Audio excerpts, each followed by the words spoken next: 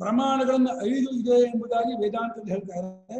ಈಗ ಮೊದಲನೇ ಪ್ರಮಾಣ ನಾವು ಪ್ರತ್ಯಕ್ಷ ನಮ್ಮ ಕಡೆಯಿಂದ ಹೇಳ್ತೀವಿ, ಆದರೆ ಶಂಕರಾಚಾರ್ಯ ಶ್ರುತಿ ಮೊದಲನೇ ಪ್ರಮಾಣ ಅಂತ ಹೇಳ್ತಾರೆ.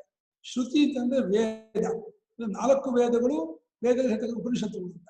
ಅಲ್ಲಿ ಶ್ರುತಿಯಲ್ಲಿ ಪ್ರಮಾಣವಾಗುವ 3 ಭಾಗ ಇದೆ. ಒಂದು ಕರ್ಮಕಾಂಡ ಪ್ರಮಾಣ, ಒಂದು ಉಪಾಸನಾ ಕಾಂಡ ಪ್ರಮಾಣ, ಒಂದು ಜ್ಞಾನಕಾಂಡ ಪ್ರಮಾಣ. ಅದರಲ್ಲಿ ಅದೇ ಜ್ಞಾನಕಾಂಡ ಮಾತ್ರ ಇಲ್ಲಿಯೇ ಈಗಲೇ ಅನುಭವಕ್ಕೆ ಬರುವಂತಹ ವಿಷಯವನ್ನು ತಿಳಿಸ್ಕೊಳ್ಳೋದ್ರಿಂದ ಅದು ಮೂರ್ಧನ್ಯ ಪ್ರಮಾಣ, ಹೆಚ್ಚಿನ ಪ್ರಮಾಣ. ಅದೇ ಕರ್ಮಕಾಂಡ ಉಪಾಸನಾ ಕಾಂಡ ಪ್ರತ್ಯಕ್ಷ ಅನುಮಾನಗಳಿಂದ ಇಷ್ಟಪ್ರಾಪ್ತಿ ಅನಿಷ್ಟ ಪರಿಹಾರಕ್ಕೆ ಉಪಾಯವನ್ನ ನಾವು ಇನ್ನು ತಿಳ್ಕೊಳಕ್ಕಾಗದೇ ಇರುವಾಗ ಅದನ್ನು ಯಾವ ವೇದ ತಿಳಿಸ್ಕೊಡ್ತೀಯೋ ಅದು ಅಲೌಕಿಕ ಪ್ರಮಾಣ ಅಂತ. ಇದು ಶ್ರುತಿ ಒಂದು ಅಲೌಕಿಕ ಪ್ರಮಾಣ, ಪ್ರತ್ಯಕ್ಷ ಅನುಮಾನ ಉಪಮಾನ ಅರ್ಥಾಪತ್ತಿ 4 ಲೌಕಿಕ ಪ್ರಮಾಣ.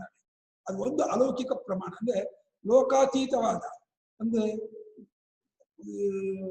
ಯಾವ ಇಷ್ಟಪ್ರಾಪ್ತಿಗೂ ಅನಿಷ್ಟ ಪರಿಹಾರಕ್ಕೂ ಲೋಕದಿಂದ ಉಪಾಯವನ್ನು ಕಟ್ಕೊಳಕ್ ಆಗೋದಿಲ್ವೋ ಆ ಉಪಾಯವನ್ನು ಯಾವ ವೇದ ತಿಳಿಸ್ಕೊಡುತ್ತದೆಯೋ ವೇದದಿಂದಲೇ ಅದು ಗೊತ್ತಾಗೋದು. ಸ್ವರ್ಗ ಪ್ರಾಪ್ತಿಗೆ ಯಜ್ಞಾಗಾದಿ ಸಾಧನ ಅನ್ನೋದು ವೇದದಿಂದಲೇ ಗೊತ್ತಾಗೋದು.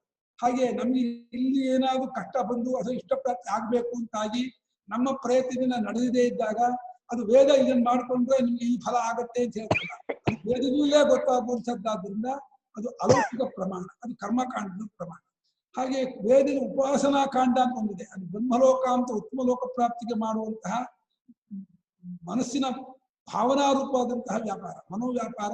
ಮನಸ್ಸಿನಲ್ಲಿಯೇ ಇಷ್ಟ ದೇವತೆಯನ್ನ ಪರಿಚಯ ಮಾಡಿಕೊಂಡು ಗುಣಗಳನ್ನ ತಿಳ್ಕೊಂಡು ನಿರಂತರವಾಗಿ ಪ್ರೇಮಪೂರ್ವಕವಾಗಿ ಮರಣ ಪರ್ಯಂತ ಭಾವನೆ ಮಾಡ್ತಾ ಇದ್ರೆ ಅವನು ಈ ನಡುನೆತ್ತಿಯಿಂದ ಪ್ರಾಣವನ್ನು ಬಿಟ್ಟವನಾಗಿ ಉತ್ತರಾಯಣ ಮಾರ್ಗದಿಂದ ಬ್ರಹ್ಮಲೋಕಕ್ಕೆ ಹೋಗ್ತಾನೆ ಅಂತ ಹೇಳಿ ಆ ಉಪಾಸನಾ ಕಾಂಡ ಹೇಳುತ್ತೆ. ಆ ವಿಷಯಕ್ಕೆ ಆ ಭಾಗವೇ ಪ್ರಮಾಣ. ಇದು ಪ್ರತ್ಯಕ್ಷಕ್ಕೆ ಅನುಮಾನಕ್ಕೆ ಯಾವುದಕ್ಕೂ ಸಿಗೋದಿಲ್ಲ, ತರ್ಕಕ್ಕೆ ಸಿಗದೇ ಇರುವಂತಹ ವಿಚಾರ. ತರ್ಕಾತೀತವಾದ ಪ್ರತ್ಯಕ್ಷಾತೀತವಾದ ವಿಚಾರ, ಅಲೌಕಿಕವಾದ ವಿಚಾರ ಶ್ರುತಿ ಪ್ರಮಾಣ. ಇನ್ನು ಪ್ರತ್ಯಕ್ಷ ಪ್ರಮಾಣ ನಮ್ಗೆಲ್ಲರಿಗೂ ಭೂಲೋಕದಲ್ಲಿರ್ತಕ್ಕಂಥ ಮನುಷ್ಯರಿಗೆಲ್ಲರಿಗೂ ಗೊತ್ತಾಗುವಂಥದ್ದು. ಕಣ್ಣಿಂದ ರೂಪಜ್ಞಾನ, ಕಿವಿಯಿಂದ ಶಬ್ದಜ್ಞಾನ, ಮೂಗಿಂದ ವಾಸನಾ ಜ್ಞಾನ, ನಾಲಿಗೆಯಿಂದ ರುಚಿ ಜ್ಞಾನ, ಮತ್ತೆ ಸ್ಪರ್ಶದಿಂದ ಈ ಚರ್ಮದಿಂದ ಸ್ಪರ್ಶ ಜ್ಞಾನ. ಇಲ್ಲಿ ಏನು ಅಂದ್ರೆ ಆ ಪ್ರಮಾಣಕ್ಕೆ ಲಕ್ಷಣ ಏನಂದ್ರೆ ಅನಧಿಗತ ಅಬಾಧಿತ ಅಸಾಧಾರಣ ಫಲವದ್ ವಿಷಯಕಂ ಪ್ರಮಾಣಂ ಲಕ್ಷಣ ಮಾಡಿದ್ದಾರೆ. ಮತ್ತೊಂದರಿಂದ ಗೊತ್ತಾಗದ ಮತ್ತೆ ಇನ್ನೊಂದಿನ ಸುಳ್ಳು ಆಗದೇ ಇರುವ, ಅದೊಂದೇ ತಿಳಿಸಿಕೊಡುವಂಥದ್ದಾಗಿರುವ ಮತ್ತು ಪ್ರಯೋಜನ ಉಳ್ಳದ್ದಾಗಿರುವ ಜ್ಞಾನಕ್ಕೆ ಪ್ರಮಾಣ ಅಂತ. ಹೇಗೆ ಅಂದ್ರೆ ಕಣ್ಣು ರೂಪವನ್ನು ತಿಳಿಸ್ಕೊಡುತ್ತಲ್ಲ, ಇನ್ನು ಕಿವಿಗಾಗಲಿ ಮೂಗಿಗಾಗಲಿ ನಾಲಿಗೆಗಾಗಲಿ ರೂಪಜ್ಞಾನ ಆಗಲ್ಲ, ಅದು ಅನಧಿಕತೆ. ಆಮೇಲೆ ಕಣ್ಣು ತಿಳಿಸ್ಕೊಟ್ಟರು ಸುಳ್ಳಾಗೋದು ಇಲ್ಲ ವ್ಯವಹಾರದಲ್ಲಿ, ಅಷ್ಟರ ಮಟ್ಟಿಗೆ ಹಾಕಾದ್ರೆ ಅದು ನಿಜವಾಗೇ ಇರುತ್ತೆ, ಅಬಾಧಿತ. ಆಮೇಲೆ ಅಸಾಧಾರಣ ಯುನಿಕ್ ಇದೆ, ಕಣ್ಣೇ ಬೇಕೇ ಹೊರತು ಕಣ್ಣೂ ಆಗತ್ತೆ ಇನ್ನೊಂದು ಆಗತ್ತೆ ಅಂತ ಹೇಳಿದ್ರೆ ಅದು ಅಸಾಧಾರಣ ಆಗಲ್ಲ. ಅದು ಆ ವಿಷಯಕ್ಕೆ ಅದು ಒಂದೇ ಪ್ರಮಾಣವಾದರೆ ಅದು ಅಸಾಧಾರಣ. ಮತ್ತು ಅದರಿಂದ ಪ್ರಯೋಜನ, ಇಷ್ಟಪ್ರಾಪ್ತಿ ಅನಿಷ್ಟ ಪರಿಹಾರವಾಗುವುದು ಅನ್ನೋ ಪ್ರಯೋಜನ, ಇದನ್ನು ಇಟ್ಕೊಂಡು ತಿಳಿಸ್ಕೊಡುವಂತಹ ಜ್ಞಾನಕ್ಕೆ ಪ್ರಮಾಣ. ಈ ಪ್ರಮಾಣಕ್ಕೆ ಲಕ್ಷಣ ಹೇಳ್ತಾರೆ. ಈ ಪ್ರತಿಯೊಂದು ಪ್ರಮಾಣವು ಮತ್ತೊಂದರಿಂದ ಗೊತ್ತಾಗದ, ತಾನು ಒಂದೇ ತಿಳಿಸ್ಕೊಡುವ, ತಾನು ತಿಳಿಸ್ಕೊಡೋದು ಸುಳ್ಳಾಗದೇ ಇರುವ ಮತ್ತು ತಿಳಿಸ್ಕೊಟ್ಟದಿಂದ ಪ್ರಯೋಜನವಾಗುವಂತಹ ಒಂದು ಅರಿವಿಗೆ ಸಾಧನಕ್ಕೆ ಪ್ರಮಾಣ ಎಂದು ಹೆಸರು ಹೇಳ್ತಾರೆ. ಹಾಗಾಗಿ ಇದು ಎಲ್ಲಕ್ಕೂ 5ಕ್ಕೂ ಸಮಾನ, ಅನಧಿಕೃತ ಅಬಾಧಿತ ಅಸಾಧಾರಣ. ಹಾಗೆ ಅನುಮಾನ ಪ್ರಮಾಣ ಅಂದ್ರೆ ದೂರದಲ್ಲಿರ್ತಕ್ಕಂತಹ ಬೆಂಕಿಯನ್ನ ನಾವು ಹೊಗೆ ನೋಡ್ಬಿಟ್ಟು ಅಲ್ಲಿ ಬೆಂಕಿ ಇರಬೇಕು ಅಂತ ಊಹೆ ಮಾಡ್ತೀವಲ್ಲ, ಅದು ಅನುಮಾನ ಪ್ರಮಾಣದಿಂದ ನಾವು ಗೊತ್ತು ಮಾಡ್ತೀವಿ. ಹಾಗೆ ಪ್ರತ್ಯಕ್ಷವಾಗಿ ಬೆಂಕಿ ಕಾಣ್ತಾ ಇರಲ್ಲ, ಹೊಗೆ ಮೇಲೆ ಬರ್ತಾ ಇರೋದು ನೋಡಿ. ಬೆಂಕಿಗೂ ಹೊಗೆಗೂ ಅವಿನಾಭಾವ ಸಂಬಂಧ, ನಿತ್ಯ ಸಂಬಂಧ ಇರೋದು. ಬೇರೆ ಕಡೆ ನೋಡ್ತಿರೋದ್ರಿಂದ ಅಡಿಗೆ ಮನೆಯಲ್ಲಿ ಬೇರೆ ಹೋಮ ಜಾಗದಲ್ಲಿ ಬೆಂಕಿ ಇರೋ ಜಾಗದಲ್ಲಿ ಹೊಗೆ ಬರೋದು ನೋಡಿ, ಅಲ್ಲೂ ಹೊಗೆ ಇರೋದ್ರಿಂದ ಅಲ್ಲಿ ಬೆಂಕಿ ಇರಬೇಕು ಅನ್ನೋದು ಅನುಮಾನ ಪ್ರಮಾಣ.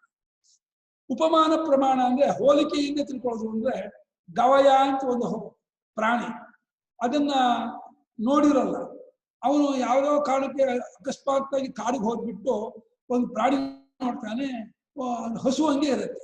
ಓ ಗವಯ ಅಂದ್ರೆ ಇದೇ ಇರಬೇಕು, ಅವ್ರು ಹೇಳಿದ್ರು ಗವಯ ಅಂತ ಒಂದು ಪ್ರಾಣಿ ಇದೆ, ಅದು ಹಸುವಿನಂತೆ ಇರುತ್ತೆ ಅಂತ. ಅದು ಈ ಹಸುವೇ ಅಲ್ಲ, ಕಾಡು ಹಸು, ಊರಿನ ಹಸುವಿನಂತೆ ಇರುತ್ತೆ, ಅದ್ರಲ್ಲಿ ಬೇರೆ ಸ್ವಲ್ಪ ವ್ಯತ್ಯಾಸವೂ ಆಗಿ ಇರುತ್ತೆ. ಅದು ಹೋಲಿಕೆಯಿಂದ ತಿಳ್ಕೋದು ಉಪಮಾನ ಪ್ರಮಾಣ, ಗವಯ ಅನ್ನೋದು.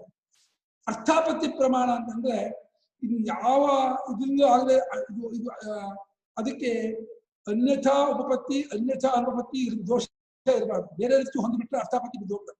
ಇವಾಗ ಹೇಗೆ ಹೊಳೆ ಏರಿದೆ ಅನ್ನುವಾಗ ಹೊಳೆ ಏರಿದ್ದಾದಾಗ ಮೇಲೆ ಮಳೆಗಾಲ ಆಗಿದೆ, ಮೇಲೆ ತುಂಬಾ ಮಳೆ ಬಂದಿದೆ, ಆದ್ದರಿಂದ ಹೊಳೆ ಏರಿದೆ ಏನು ಅರ್ಥಾಪತ್ತಿ ಪ್ರಮಾಣದಿಂದ ಅವನು ಇದು ಮಾಡೋದು.